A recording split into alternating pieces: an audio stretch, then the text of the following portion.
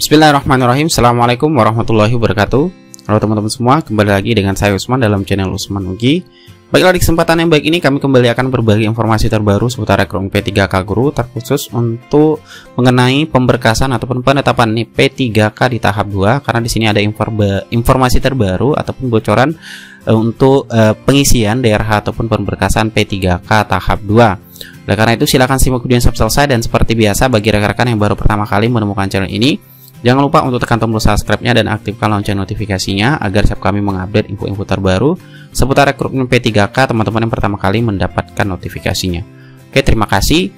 Terkait dengan adanya informasi untuk pengisian DRH maupun pemberkasan, sebenarnya teman-teman harus selalu mencek, rajin mencek web instansi masing-masing daerah. Nah, seperti di sini kami juga menemukan kembali adanya pengumuman terbaru yang baru saja tanggal 11 Januari kemarin, teman-teman. Itu di salah satu pemerintah kota, yaitu Kota Batam, mengumumkan terkait dengan mengenai hasil seleksi kompetensi tahap 2 P3K Guru Kota Batam, dan tentunya juga ada info-info mengenai pemberkasan dan pengisian DRH yang harus teman-teman ketahui pastinya. Nah, di mana di pengumuman tersebut itu beberapa lampiran yang dicantumkan pada pengumuman tersebut, dan tentunya bagi rekan-rekan sekalian yang ikut P3K di Kota Batam itu harus melihat pengumumannya, mulai dari ada hasil seleksi kompetensi 2 untuk P3K Guru, kemudian rincian hasilnya secara keseluruhan, dan juga ada format surat pernyataan P3K 2021 5 poin yang harus diunggah nantinya.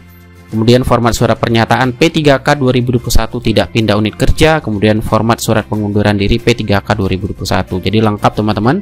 Nah, selanjutnya untuk pemberkasan P3K Guru ini yang di Kota Batam formasi 2021 itu ada 11 dokumen yang harus dipersiapkan, teman-teman. Mulai dari surat lamaran, pas foto, surat keterangan, catatan kepolisian, surat pernyataan 5 poin dan sebagainya. Silahkan teman-teman baca di sini, dan juga ada kodenya dan formatnya juga langsung disiapkan, dan nanti akan dikirim juga terkait dengan berkas-berkas ini ke alamat email BKD Batam tentunya. Nah, terkait dengan pengumuman, untuk sedikit bocoran mengenai pengisian DRH, di sini disampaikan pada pengumuman untuk di Kota Batam, teman-teman. Kita langsung ke poin pentingnya saja. Jadi poin nomor 2, bagi peserta yang nyatakan lulus seleksi kompetensi calon P3K Guru tahun 2021 dengan kategori LL ya, baik P1, P2, P3L, itu selanjutnya untuk proses penetapan NI P3K agar menyampaikan kelengkapan berkas secara elektronik itu paling lambat 21 Januari 2022 melalui sscsnbkn.go.id. Ini kemungkinan di alamat email BKD Batam ya, teman-teman. Karena di sini 21 Januari, jadi kemungkinan untuk pengisian DRH itu akan dimulai ya, teman-teman. Ini kemungkinan dimulai di akhir-akhir bulan Januari atau bisa saja di minggu ketiga, teman-teman. Nah, dimana terkait dengan berkas-berkasnya, teman-teman yang sudah mengetahui karena sering kami infokan mengenai berkas-berkas yang harus dipersiapkan untuk pengisian DRH, itu mulai pas foto, ijazah asli, daftar riwayat hidup ya yang telah ditandatangani oleh yang bersangkutan, surat pernyataan 5 poin, yaitu surat tidak pernah diberhentikan dengan hormat, kemudian tidak berkedudukan sebagai CPNS P3K yang pernyataan 5 poin ini, kemudian SKCK, surat keterangan kesehatan dan lain sebagainya. Nah, di sini teman-teman khusus untuk di pemerintah Kota Batam itu nanti terkait dengan persyaratan itu dikirim juga melalui email di sjasn2021@batam.go.id paling lambat 19 Januari 2021.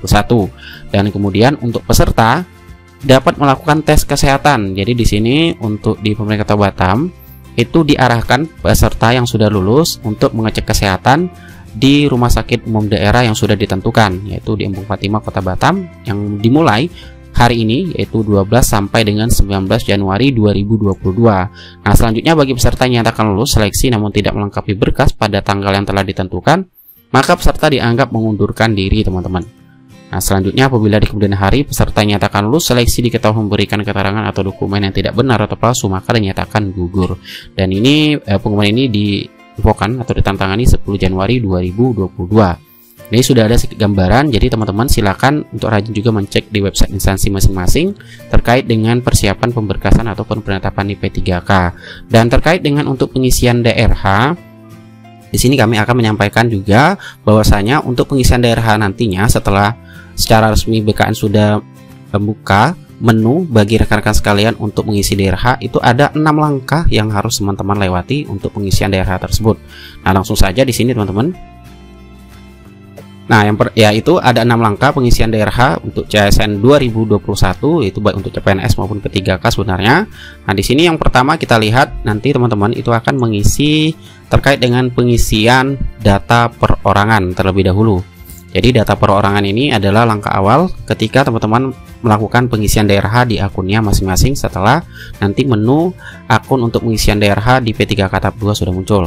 Nah, di sini untuk pengisian data perorangan yang pertama kali harus teman-teman isi itu ada pas foto ya, kemudian terkait juga biodata pelamar tentunya, mulai dari nomor induk, kemudian nama sesuai ijazah, gelar depan ijazah, tempat lahir, tanggal lahir, jenis kelamin, status perkawinan, nomor telepon, kemudian nama KTP, nama ini sesuai ijazah tanpa gelar ya, kemudian gelar belakang ijazah, tempat lahir KTP, tanggal lahir, agama, email, dan nomor ponsel. Dan selanjutnya juga ada alamat domisili ya terkait dengan data perorangan ini, dan juga keterangan lainnya seperti tinggi badan, berat badan. Dan yang pastinya nanti teman-teman ketika rekan-rekan sekalian mengisi DRH, pastikan teman-teman membaca petunjuk untuk pengisian data perorangan ini di bagian paling bawah nantinya yang kotak berwarna kuning ini teman-teman. Di sini ada beberapa arahan atau ketentuan ataupun petunjuk ya yang harus teman-teman ikuti agar tidak salah dalam mengisi data perorangan nantinya. Seperti pengisian data perorangan harap dilakukan dengan teliti tentunya, dan hati-hati karena data yang disisihkan adalah data yang digunakan untuk pemberkasan untuk CPNS maupun P3K dan tidak dapat diubah setelah teman-teman nanti mengirimkan daftar riwayat hidup ini. Dan yang kedua itu isilah bagian formulir yang wajib diisi, yaitu yang ada tanda bintang merah seperti ini teman-teman. Ini semuanya wajib diisi. Nah, selanjutnya teman-teman nanti diwajibkan mengisi gelar depan, gelar belakang. Bila nanti tidak memiliki gelar depan atau gelar belakang, silakan isi dengan seperti ini. Dan gelar hanya berupa singkatan nanti teman-teman ya, hanya singkatan, tidak perlu dipanjangkan. Kemudian alamat domisili, terkait dengan alamat domisili di sini itu adalah alamat tinggal saat ini ya. Jadi mungkin teman-teman KTP-nya berbeda dengan alamat tinggal sekarang, jadi yang dipakai adalah alamat domisili itu adalah alamat tinggal saat ini. Kemudian yang kelima, bila nama kecamatan dan kelurahan nanti teman-teman mengisikan tidak ada dalam daftar pilihan, maka pilih lainnya, lalu ketikkan nama kecamatan dan kelurahan tersebut di kolom di bawahnya. Kemudian jika sudah, teman-teman nanti isikan captcha di bagian paling bawah, baru selanjutnya teman-teman klik selanjutnya, maka nanti data akan tersimpan secara otomatis tentunya. Dan untuk langkah kedua, langkah kedua adalah pengisian riwayat pendidikan. Setelah perorangan tadi itu ada riwayat pendidikan, di mana untuk ketentuan pengisian data riwayat pendidikan dan kursus atau pelatihan ini, yang pertama ada ketentuannya teman-teman, yaitu mengenai isilah riwayat pendidikan dengan riwayat pendidikan formal mulai dari SD teman-teman ya. Dan untuk tingkat pendidikan SD, SMP, SMA, masukkan jurusan sekolah dasar, SLTP, SMP, SLTA, SMA, dan sebagainya sesuai nomenklatur jenis sekolah di ijazah. Kemudian untuk tingkat pendidikan SMK, masukkan nama jurusan SMK. Kemudian untuk tingkat pendidikan perguruan tinggi, masukkan nama prodi atau jurusan yang sesuai dengan ijazah. Dan selanjutnya teman-teman dapat menambahkan atau mengubah data riwayat pendidikan dan kursus sebelum mengakhiri proses pengisian daftar riwayat hidup nantinya. Dan selanjutnya jika sudah selesai mengisi data riwayat pendidikan dan kursus, klik tombol selanjutnya. Dan gelar depan dan gelar belakang adalah gelar yang Anda dapat setelah menempuh pendidikan tersebut. Jadi data riwayat pendidikan ini itu mulai dari SD sampai dengan tentunya S1-nya teman-teman ya. Nah, untuk tampilannya seperti ini nanti teman-teman. Untuk pengisian riwayat pendidikan itu ada untuk tambah pendidikan di sini ya, tombol untuk tambah pendidikan, untuk mengisikan data pendidikan teman-teman nanti. Kemudian begitu pula dengan untuk kursus jika ada teman-teman miliki tentunya. Dan untuk apabila ada salah dalam penginputan nanti bisa diubah tentunya, ada tombol untuk mengubahnya. Nah, ini untuk mengenai riwayat pendidikan. Jadi persiapkan ijazah teman-teman mulai dari SD sampai S1 untuk melihat ya yang berhubungan dengan, karena ada nomor ijazah dan lain sebagainya, tanggal ijazah ya, semuanya ada yang harus diinput di dalam DRH di akun teman-teman masing-masing nantinya. Nah, selanjutnya yang ketiga adalah langkah berikutnya, yaitu pengisian riwayat pekerjaan. Nah, riwayat pekerjaan ini peserta nanti diwajibkan mengisi riwayat pekerjaan ini jika ada dan penghargaan jika ada, dan prestasi jika ada, teman-teman. Nah, ini sebelum menjadi CPNS ataupun P3K. Dan tampilannya seperti ini untuk riwayat pekerjaan. Silakan teman-teman nanti klik tambah riwayat pekerjaan. Nanti tentunya ini berkaitan dengan SK ya. Silakan teman-teman untuk SK-nya nanti akan diinput semua, mulai dari instansi, jabatan, tanggal mulai, tanggal selesai, gaji pokok, nomor SK, tanggal SK, kemudian pejabatnya. Tentunya ini nanti kalau seandainya SK-nya kepala sekolah itu kepala sekolah dan lain sebagainya, teman-teman. Kalaupun nanti ada yang salah itu bisa diubah juga ya. Nah, kemudian untuk penghargaan juga silakan nanti klik tombol riwayat penghargaan jika ada, begitu pula dengan prestasi jika ada.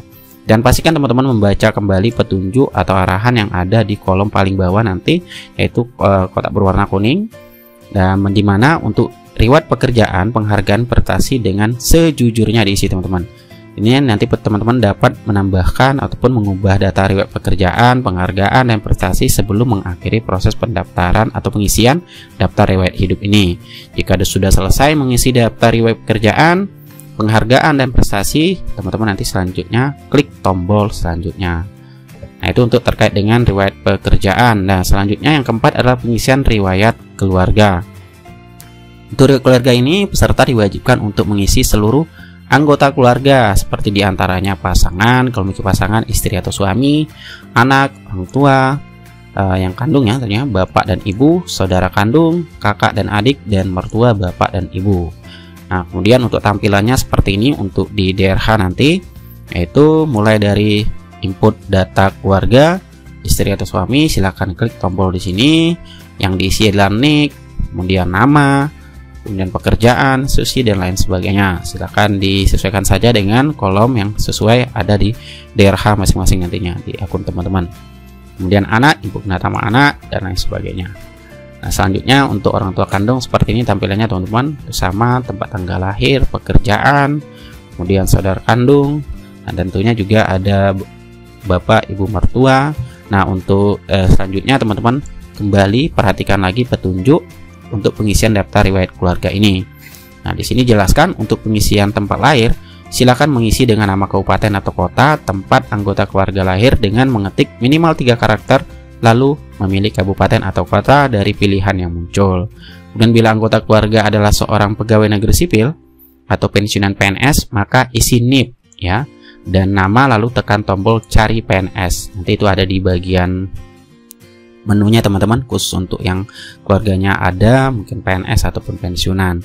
Kemudian Anda dapat atau teman-teman dapat menambahkan ataupun mengubah data sebelum mengakhiri proses pengisian daftar riwayat hidup ini. Nah, selanjutnya jika sudah selesai mengisi data riwayat keluarga, klik tombol selanjutnya, yaitu tentunya adalah langkah kelima, yaitu pengisian organisasi. Dimana di sini peserta diwajibkan mengisi riwayat organisasi itu jika ada, dan mengisikan data lain-lain yang dibutuhkan dalam proses pemberkasan calon aparatur sipil negara, CPNS maupun P3K. Dan tampilannya seperti ini, teman-teman, yaitu silakan klik tombol tambah riwayat organisasi ya jika ada. Kemudian untuk ketentuan lainnya, yang ini keterangan lainnya ya, seperti nomor surat keterangan catatan kepolisian, dan perhatikan jika ada tanda bintang itu wajib di sini, teman-teman.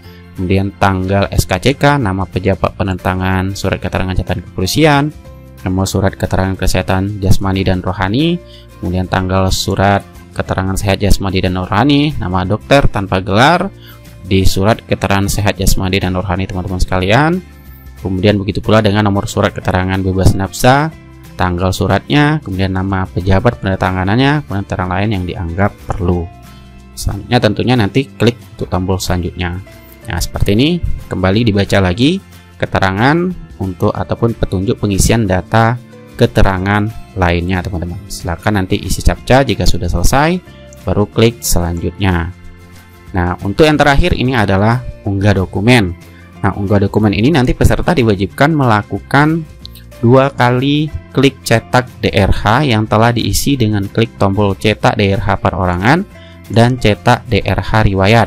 Nah, selanjutnya teman-teman nanti menulis data-data yang diharuskan untuk ditulis tangan di DRH yang telah dicetak tersebut dan menandatangani DRH. Nah, terakhir DRH yang telah ditandatangani wajib diunggah kembali, teman-teman, ke SSCSN di halaman ini ataupun di halaman nanti teman-teman sudah mengisi DRH tentunya di akun masing-masing, dan dihimbau untuk membaca dahulu ketentuan unggah dokumen di bawah pada box berwarna kuning. Nah, ini teman-teman tampilannya berwarna seperti ini, nanti ada tombol 2, ada 2 warna kuning, 1 berwarna hijau teman-teman. Nah, ini teman-teman harus cetak ya, nanti digabungkan dalam satu bentuk file. Nah, tampilannya lebih kurang seperti ini untuk, nah ini contoh untuk DRH perorangan ya, untuk keterangan perorangan tampilannya nanti seperti ini ya teman-teman. Kemudian untuk DRH riwayat, dan ini tampilannya untuk DRH riwayat semuanya lengkap yang sudah teman-teman isi. Tentunya nanti di bagian paling bawah itu ada keterangan untuk tanda tangan yang dibubuhi tentunya materai, dimana nanti DRH yang telah ditantang ini wajib diunggah. Nah, setelah nanti teman-teman cetak untuk DRH kedua DRH tersebut, nanti yang telah ditandatangani tentunya wajib diunggah kembali dengan multi-page atau hasil cetakan DRH perorangan dan DRH riwayat tadi di scan menjadi satu halaman lalu diunggah di kolom yang sama. Dan nanti akan diunggah di sini teman-teman, yaitu untuk unggah dokumen. Ya, di sini lengkap terkait dengan dokumen-dokumen yang harus diunggah. Silakan nanti teman-teman saya klik unggah. Kemudian untuk melihat hasilnya silakan lihat, dan pastikan nanti teman-teman tidak tertukar terkait dengan dokumen yang harus diunggah. Jangan sampai nanti SKCK itu teman-teman unggah di surat lamaran, jangan sampai teman-teman. Jadi silakan diperhatikan secara teliti, diklik lihat terlebih dahulu setiap dokumen yang diunggah, baru nanti teman-teman pastikan mengakhiri proses pendaftaran atau pengisian di riwayat hidup maksud kami ya. Dan kembali silakan baca keterangan setiap yang ada kotak kuning paling bawah, karena itu sangat penting teman-teman. Ya, dibaca semua petunjuk yang ada di setiap di akun ataupun di kolom pengisian unggah dokumen maupun di menu-menu yang lain. Oke, itulah terkait dengan penjelasan untuk 6 langkah pengisian daftar riwayat hidup di akun SSCSN BKN nantinya. Dan pastikan rekan-rekan sekalian rajin mencek ya di website instansi BKD terkait dengan arahan-arahan dari BKD mengenai pemberkasan maupun penetapan NIP P3K Guru untuk yang sudah lulus di tahap 2. Sekian dari semoga bermanfaat. Assalamualaikum warahmatullahi wabarakatuh.